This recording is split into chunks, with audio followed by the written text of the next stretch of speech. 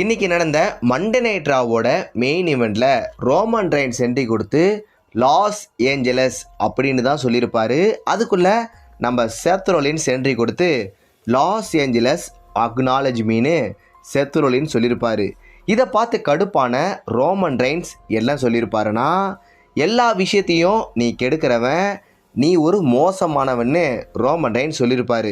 இதுக்கு செத் ரோலின்ஸ் என்ன சொல்லியிருப்பாருன்னா, ஆமாம் நான் கெட்டவன் தான், பட் எனக்கு இங்கே எதுவுமே ஈஸியாக கிடைக்கல, என்னோட ஹார்ட் ஒர்க்னால தான் இந்த இடத்துக்கு வந்திருக்கேன்.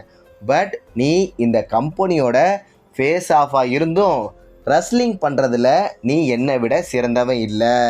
அதையும் தாண்டி உன்னோட பசங்களுக்கு ஒரு நாள் உண்மை தெரியும், ரோமன் ரெயின்ஸ் ஒரு ஃப்ராடு, லூசர், எப்பயுமே செத் ரோலின்ஸுக்கு கீழே தான் ரோமன் ரெயின்ஸ்னு தெரிஞ்சிக்குவாங்க உன் பசங்கன்னு செத் ரோலின்ஸ் சொல்லியிருப்பார். இதை கேட்டுட்டு ரோமன் ரெயின்ஸ் செம்ம கடுப்பாகி செத் ரோலின்ஸை அட்டாக் பண்ணி ஸ்பியரும் போட்டிருப்பார்.